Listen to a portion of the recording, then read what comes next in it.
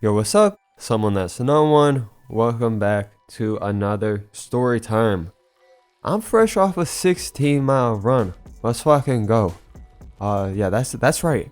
16, not 6, not 13, not 10. 16. Let's go. Make sure you guys are taking care of yourself. Make sure you guys are getting it. Hey, it's just health. Big priority. But today, guys, this time I got a classic substance I'm surprised we haven't talked about too much. Well, we have a ton actually, but just not in this form, and at least in my personal experience. And that's the edibles. Classic cannabis edibles. We'll bring up smoking so much in so many ways, especially in those earlier stories, but it was actually a bit before I had my first edible. And the main reason was because I didn't know anyone who had them, so I had to make them.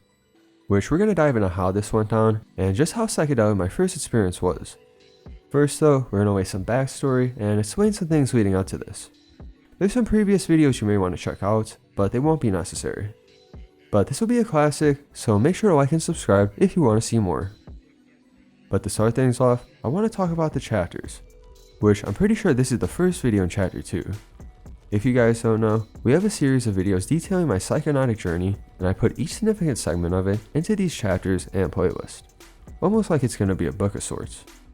Typically the videos will lie in this first time trying format, and I don't have an official name for chapter 2 just yet. Chapter 1 was the beginnings of a psychonaut, where as it sounds is where things started. This chapter 2 has been the shortest chapter so far, in terms of time that is, not substances. I was just really focused in and had a good ability to try a bunch of new things at the time. Which side note, that's kind of where I'm at this year, but it will probably be a lot more controlled. But a name I'm considering for this though is Chapter 2, A Psychonautic Odyssey. Some of my most intense, most powerful experiences and trips would occur in this chapter, and I really did feel like I was on a mission to explore these compounds. First personally, but now of course to share with all of you in these stories. Of course indirectly too, all this experience led me to making this channel and who I am today. During this chapter is when I actually got the idea and motivation and really just the push to make these videos. With how engulfed and intrigued I was with the various amount of substances and experiences that could be had, I knew Psychonaut was naturally ingrained in me ever from the start. And the fact that I already liked to make videos on other things, it was only natural before I looked into it and made videos on substances and these psychonautics. But we'll get into these things a lot more in another story. Specifically, a few trips really just set in this purpose for me. And this chapter 2 is a good example chapter for how I would like to do things, at least with how my focus and pacing was. It really gave me clarity that this was what I had to do and was meant to do. Because another thing was, this was really where I took it on solo. Now, not 100%, Evan from chapter 1 will still be around for some stories, but because of the circumstances at the time, the universe pushed me to do this on my own. And I really wasn't hesitant about this notion one bit. Again, we won't break down all the specifics here, the whys and whatnots, but I just want to give you guys a feel for the energy of chapter 2. Since I don't think I ever really talked about this period. It was an insanely huge learning period for me in many ways, as it would guide me into the path of my life heavily. The chapters after this really have just been this integration and balancing of lessons learned in chapter 2, and really coming back to what that is. It's at chapter 5 that is, what we're on now. So I'm feeling this will be called Chapter 2, A Psychonautic Odyssey. But let's actually get into the story here. Now, this isn't the first official story of Chapter 2, but it lies somewhere in the middle. The first half, that is, so not too far in. So this isn't a direct chronological entry, as there are a couple other stories I do want to tell that happened before Chapter 2. But for this story, you won't need too much context, just a little history of why this even came up. So I do recommend you check out the story about the time I went to jail and got arrested for X pills. That shit was dumb as hell, and I ended up having to do a drug test at the courthouse like every few weeks. It impacted my life in a huge way, more ways than I can think of, and it changed how I was living life. Again, just check out that video if you want some more insight. I go much more in depth. But a big thing about the way I was living life was that I was recently a new stoner that year. Evan was my good homie and my drug partner when things all started. He was the one who got me into smoking, and he was there for a ton of chapter 1. But obviously now, I had drug testing, so we weren't smoking anymore. We still found ways to get high and do some stuff. Maybe I would have a smoke or two like right after a drug test, or if I had a few weeks ahead of time, but I was cautious about it. I wasn't trying to go back to jail over a little smoke. And I plan to actually drop a cannabis detox video here sometime soon, as I had to do this heavy to be clean, and I found a ton of methods to help out. In a way though, this did help out in a sense with my focus, and it probably did direct me away from some stupid situations. I ended up finding some alternatives though, but honestly, some of these alternatives weren't viable for me, or just weren't easily accessible or affordable. I was still living with my parents at the time, and had to be super careful with what I was doing and things I got. It was at a point where they didn't mind me going out much, or at all really. And if I did, they'd be on my ass about it, wanting to know all the details and all that bullshit. Which, just speaking of that, the shit I tried here was so damn ballsy and stupid in the story. I really can't believe I got by with it the way I did. I remember going to lean, some different pills and whatnot, but nothing was doing it the way I wanted. Cannabis was just special and unique. And I wasn't really trying to get spice, because I just had read too many bad things about it, so I said fuck all that.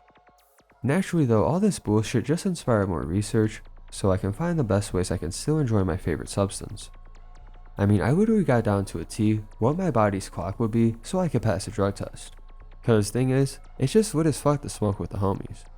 But something came up one day when I was researching that I wouldn't really have predicted, and that's the detection time for edibles is different than smoking. I'm not going to break down specifically here, but instead of it being weeks, it's only thought to be a few days.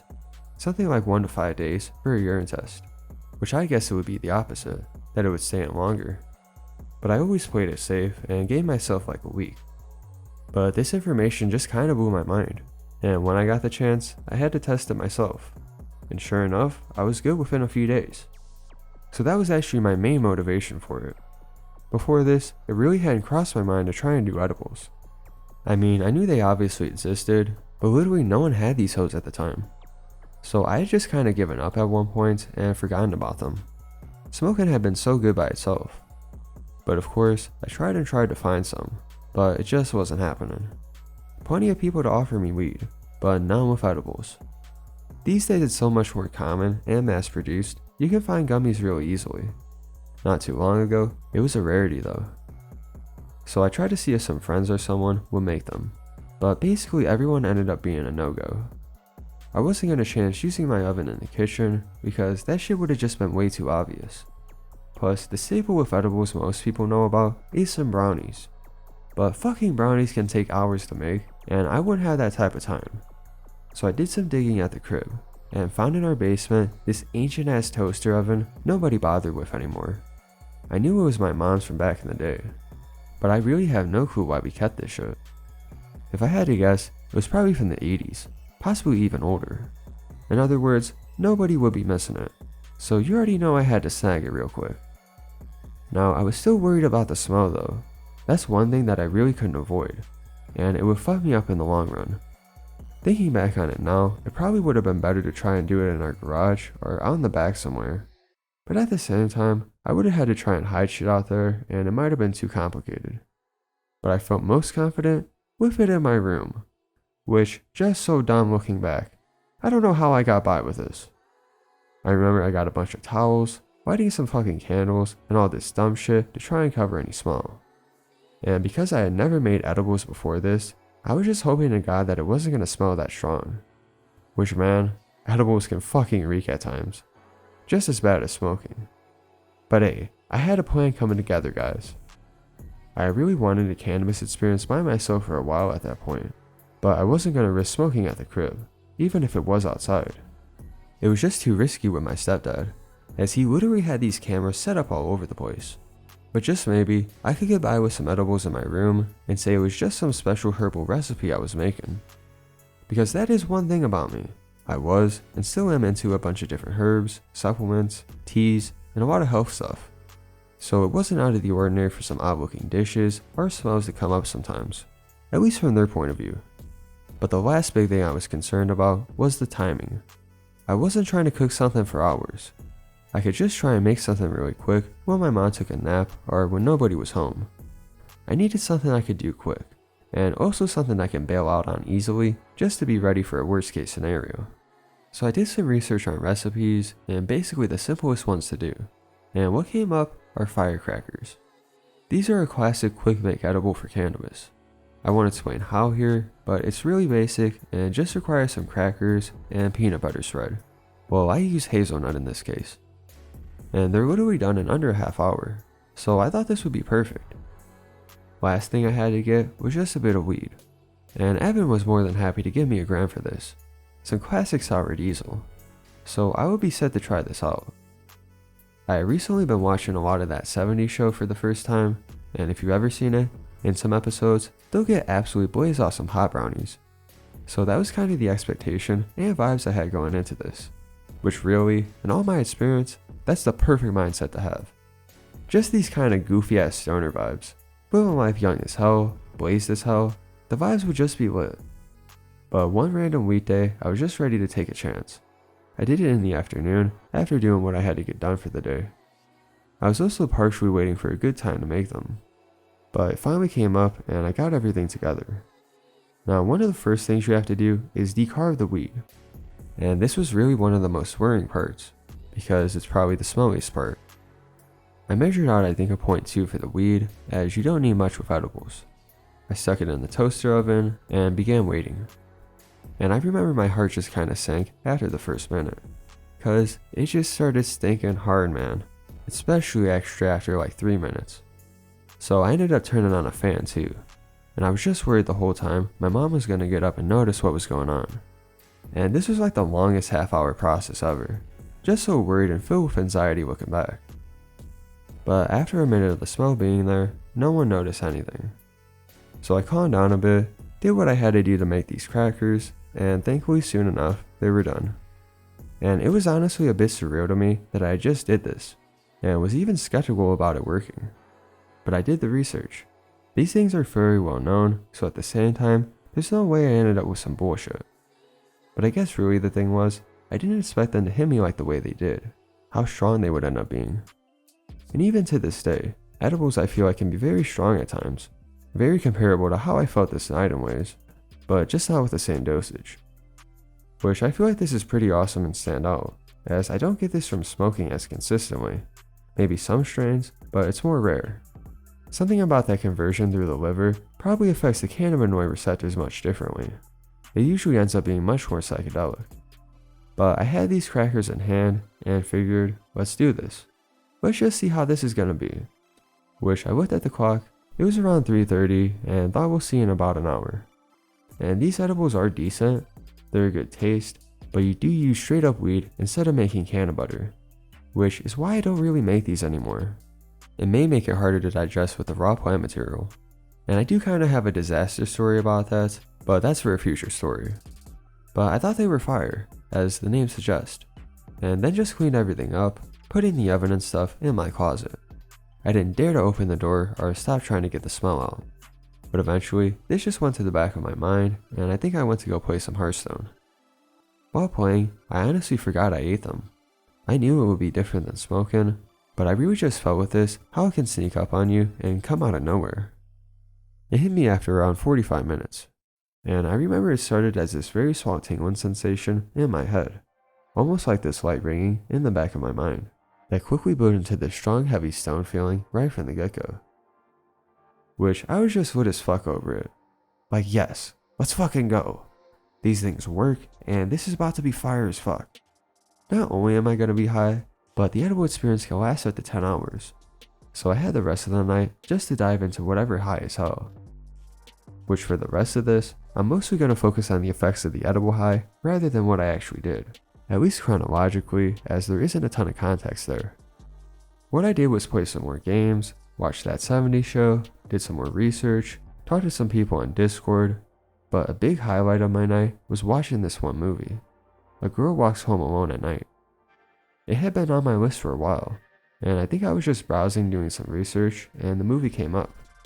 It probably was because of the drug involvement, which that movie depicts alcohol usage, MDMA rave life, all the way to showing the life of a dope addict and a coke dealer. And just right from the get-go, the cinematography completely captivated me. The clever usage of black and white, there being a great soundtrack, and then moments of complete silence that build ambience, are the acting that takes place, with a strong use of body language and very little dialogue, or just the mystery of it all with what's going on and what's going to happen, all within this culture that I really don't get exposed to very much. The movie alone was fantastic, but I noticed a ton of unique effects that came out during the movie. One pronounced effect that happened through the whole experience was time was distorted heavily. Things just felt so slow.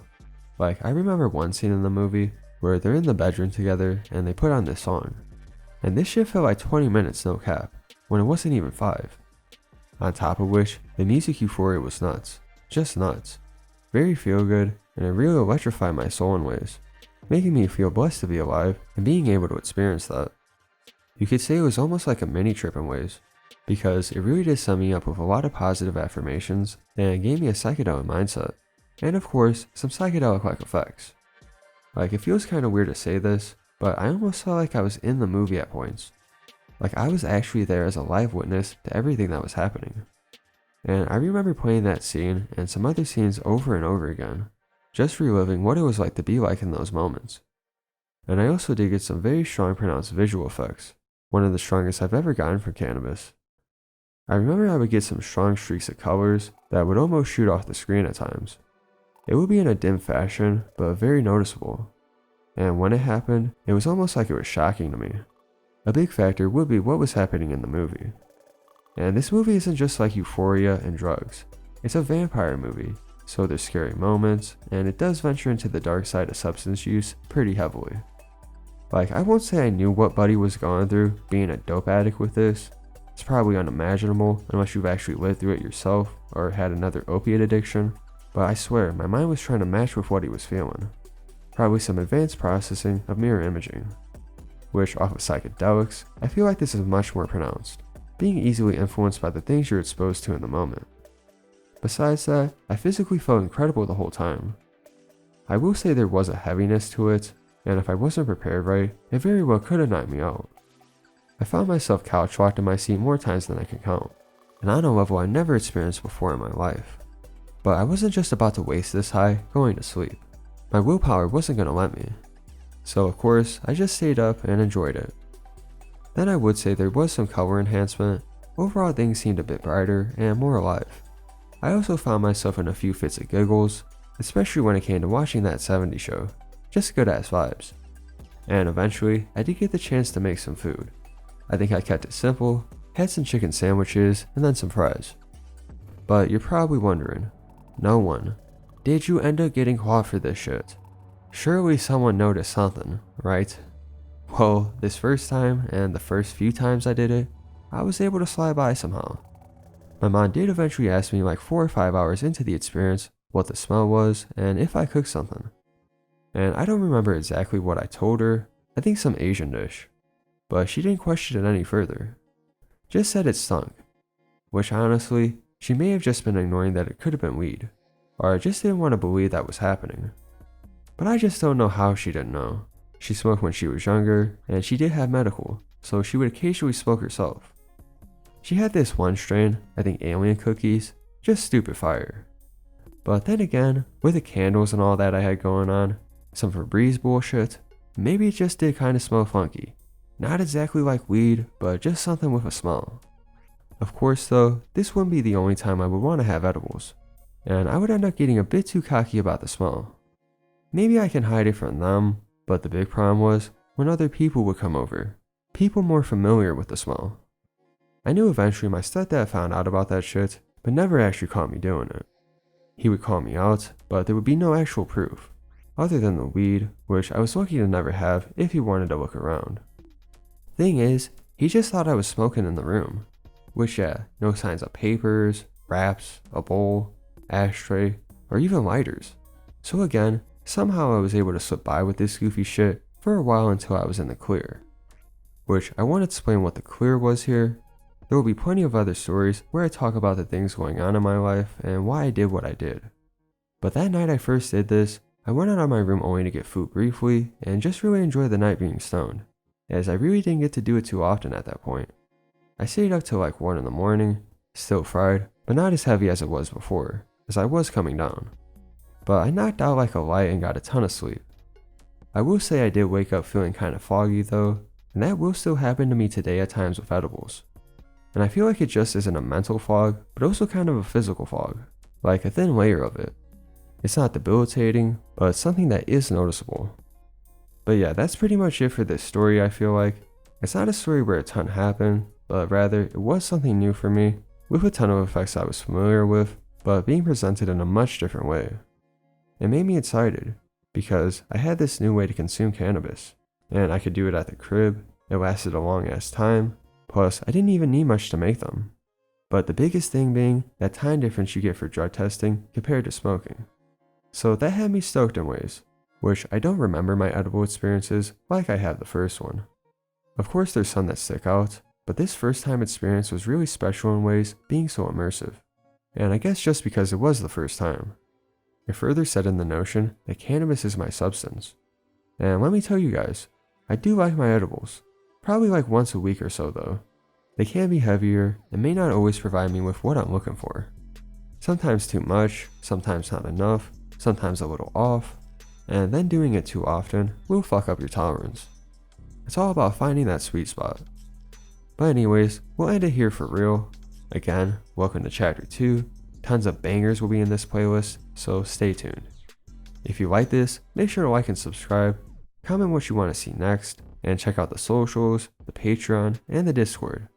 It's been someone that's no one, and I'll see you guys next time. Peace out.